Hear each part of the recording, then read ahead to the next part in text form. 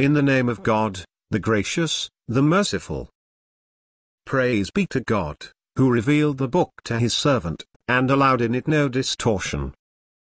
Valuable, to warn of severe punishment from himself, and to deliver good news to the believers who do righteous deeds, that they will have an excellent reward, in which they will abide forever. And to warn those who say, God has begotten a son. They have no knowledge of this, nor did their forefathers. Grave is the word that comes out of their mouths. They say nothing but a lie. Perhaps you may destroy yourself with grief, chasing after them, if they do not believe in this information. We made what is upon the earth an ornament for it, to test them as to which of them is best in conduct. And we will turn what is on it into barren waste.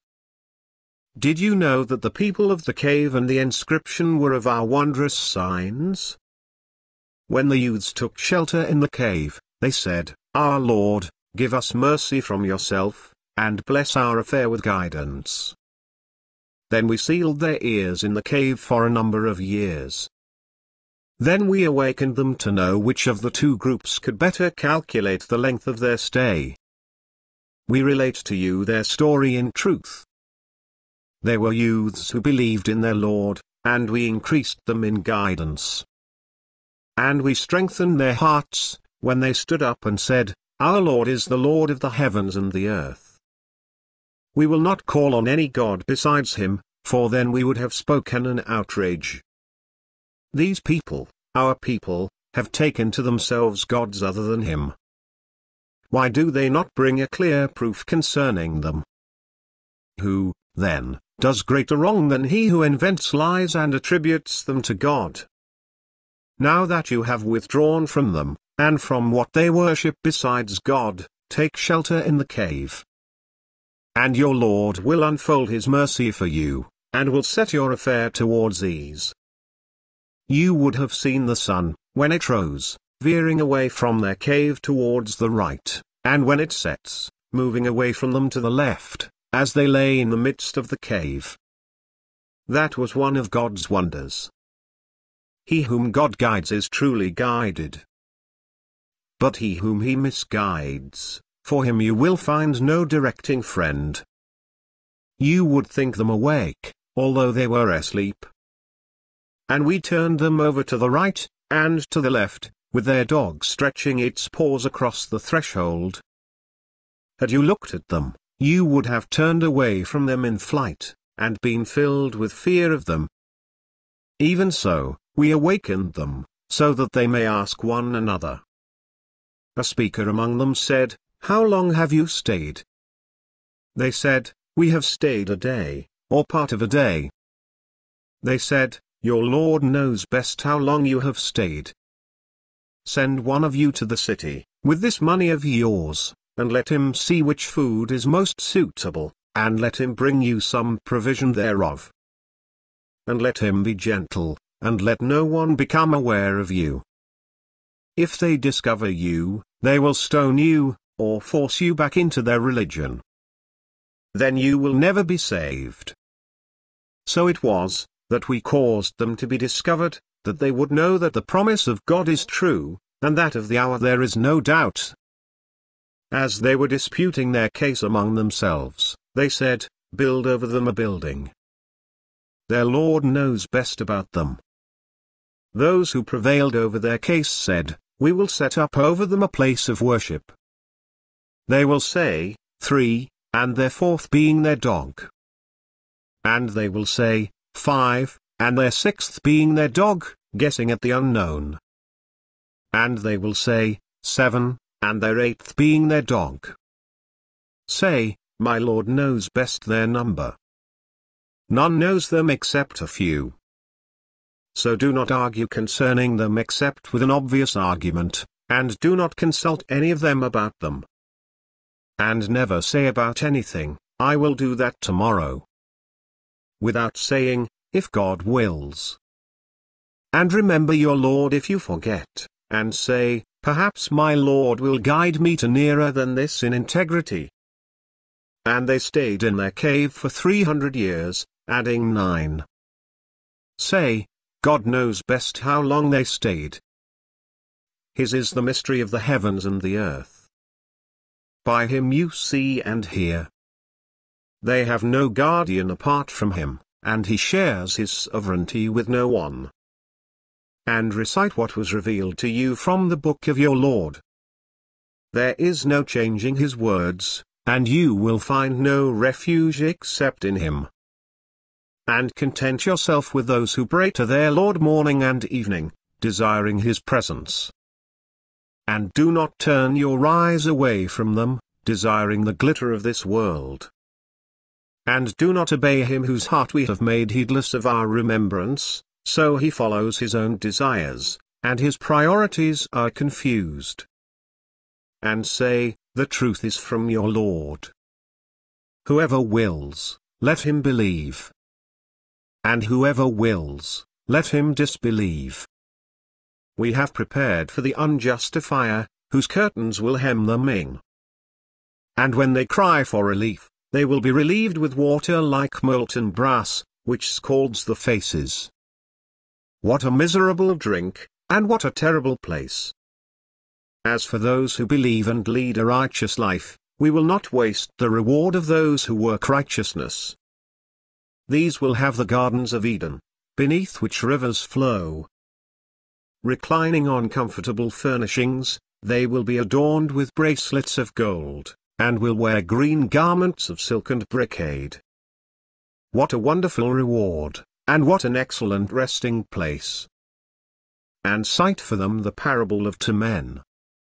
To one of them we gave 2 gardens of vine, and we surrounded them with palm trees, and we placed between them crops. Both gardens produced their harvest in full, and suffered no loss. And we made a river flow through them. And thus he had abundant fruits. He said to his friend, as he conversed with him, I am wealthier than you, and greater in manpower. And he entered his garden, wronging himself. He said, I do not think this will ever perish. And I do not think the hour is coming. And even if I am returned to my Lord, I will find something better than this in return. His friend said to him, as he conversed with him, Are you being ungrateful to him who created you from dust, then from a sperm drop, then evolved you into a man? But as for me, he is God, my Lord, and I never associate with my Lord anyone. When you entered your garden, why did you not say, as God wills?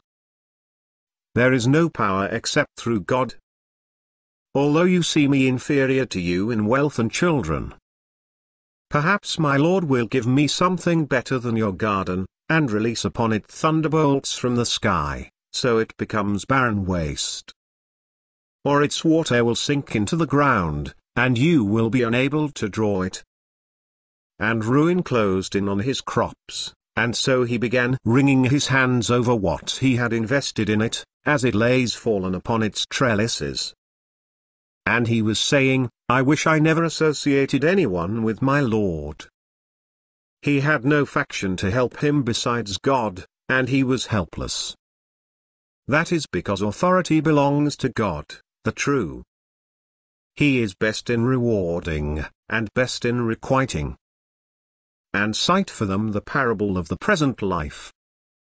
It is like water that we send down from the sky. The plants of the earth absorb it. But then it becomes debris, scattered by the wind. God has absolute power over everything. Wealth and children are the adornments of the present life. But the things that last, the virtuous deeds, are better with your Lord for reward, and better for hope. On the day when we set the mountains in motion, and you see the earth emerging, and we gather them together, and leave none of them behind, they will be presented before your Lord in a row. You have come to us as we created you the first time. Although you claimed we would not set a meeting for you.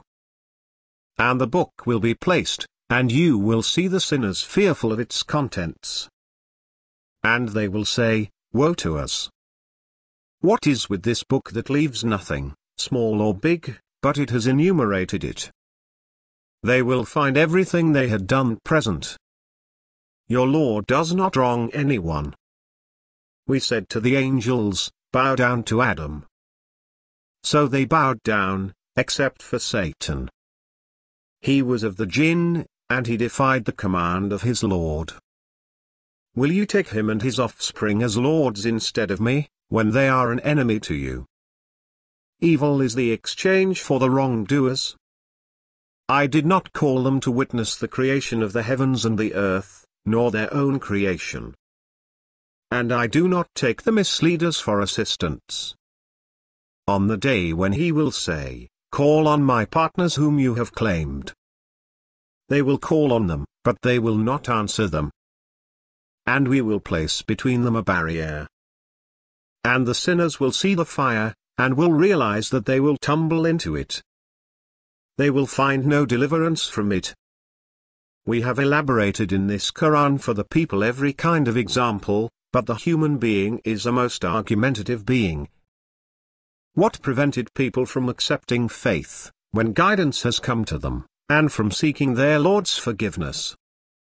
Unless they are waiting for the precedent of the ancients to befall them, or to have the punishment come upon them face to face. We send the messengers only as deliverers of good news and warners. Those who disbelieve argue with false argument, in order to defeat the truth thereby. They take my verses, and the warnings, for a joke. Who does greater wrong than he, who, when reminded of his Lord's revelations, turns away from them, and forgets what his hands have put forward? We have placed coverings over their hearts, lest they understand it, and heaviness in their ears. And if you call them to guidance, they will not be guided, ever. Your Lord is the forgiver, possessor of mercy. Were he to call them to account for what they have earned, he would have hastened the punishment for them. But they have an appointment from which they will find no escape. And these towns, we destroyed them when they committed injustices, and we set for their destruction an appointed time. Recall when Moses said to his servant, "I will not give up until I reach the junction of the two rivers, even if it takes me years." Then, when they reached the junction between them, they forgot about their fish. It found its way into the river, slipping away. When they went further, he said to his servant, "Bring us our lunch." We were exposed in our travel to much fatigue. He said, "Do you remember when we rested by the rock?" I forgot about the fish. It was only the devil who made me forget it. And so it found its way to the river, amazingly. He said, "This is what we were seeking." And so they turned back, retracing their steps. Then they came upon a servant of ours, whom we had blessed with mercy from us, and had taught him knowledge from our own. Moses said to him, "May I follow you, so that you may teach me some of the guidance you were taught?" He said, "You will not be able to endure with me. And how will you endure what you have no knowledge of?" He said, "You will find me, God willing, patient. And I will not disobey you in any order of yours." He said, "If you follow me, do not ask me about anything, until I myself make mention of it to you." So they set out. Until, when they had boarded the boat, he hauled it. He said, "Did you haul it, to drown its passengers? You have done something awful." He said, "Did I not tell you that you will not be able to endure with me?" He said, "Do not rebuke me for forgetting, and do not make my course difficult for me." Then they set out. Until, when they encountered a boy, he killed him. He said, "Did you kill a pure soul, who killed no one? You have done something terrible." He said, "Did I not tell you that you will not be able to endure with me?" He said, If I ask you about anything after this, then do not keep company with me. You have received excuses from me." So they set out. Until, when they reached the people of a town, they asked them for food, but they refused to offer them hospitality. There they found a wall about to collapse, and he repaired it. He said, "If you wanted, you could have obtained a payment for it." He said, "This is the parting between you and me. I will tell you the interpretation of what you were unable to endure. As for the boat, it belonged to paupers working at sea. I wanted to damage it because there was a king coming after them seizing every boat by force. As for the boy, his parents were believers, and we feared he would overwhelm them with oppression and disbelief. So we wanted their Lord to replace him with someone better in purity, and closer to mercy. And as for the wall, it belonged to 2 orphan boys in the town. Beneath it was a treasure that belonged to them. Their father was a righteous man. Your Lord wanted them to reach their maturity, and then extract their treasure, as a mercy from your Lord. I did not do it of my own accord. This is the interpretation of what you were unable to endure. And they ask you about Zularnain. Say, I will tell you something about him. We established him on earth, and gave him all kinds of means. He pursued a certain course. Until, when he reached the setting of the sun, he found it setting in a murky spring, and found the people in its vicinity. We said, O Zularnain, you may either inflict a penalty, or else treat them kindly. He said, as for him who does wrong, we will penalize him, then he will be returned to his Lord, and he will punish him with an unheard of torment. But as for him who believes and acts righteously, he will have the finest reward, and we will speak to him of our command with ease. Then he pursued a course. Until, when he reached the rising of the sun, he found it rising on a people for whom we had provided no shelter from it. And so it was. We had full knowledge of what he had. Then he pursued a course. Until, when he reached the point separating the 2 barriers, he found beside them a people who could barely understand what is said. They said, O Zularnain, the Gog and Magog are spreading chaos in the land. Can we pay you, to build between us and them a wall? He said, what my Lord has empowered me with is better. But assist me with strength, and I will build between you and them a dam. Bring me blocks of iron. So that, when he had leveled up between the 2 cliffs, he said, blow. And having turned it into a fire, he said, bring me tar to pour over it. So they were unable to climb it, and they could not penetrate it. He said, this is a mercy from my Lord. But when the promise of my Lord comes true, he will turn it into rubble, and the promise of my Lord is always true. On that day, we will leave them surging upon one another. And the trumpet will be blown, and we will gather them together. On that day, we will present the disbelievers to hell, all displayed. Those whose eyes were screened to my message, and were unable to hear. Do those who disbelieve think that they can take my servants for masters instead of me? We have prepared hell for the hospitality of the faithless. Say, shall we inform you of the greatest losers in their works? Those whose efforts in this world are misguided, while they assume that they are doing well. It is they who rejected the communications of their Lord, and the encounter with him. So their works are in vain. And on the day of resurrection, we will consider them of no weight. That is their requital, hell, on account of their disbelief, and their taking my revelations and my messengers in mockery. As for those who believe and do righteous deeds, they will have the gardens of paradise for hospitality, abiding therein forever, without desiring any change therefrom. Say, if the ocean were ink for the words of my Lord, the ocean would run out, before the words of my Lord run out, even if we were to bring the like of it in addition to it. Say, I am only a human being like you, being inspired that your God is one God. Whoever hopes to meet his Lord, let him work righteousness, and never associate anyone with the service of his Lord.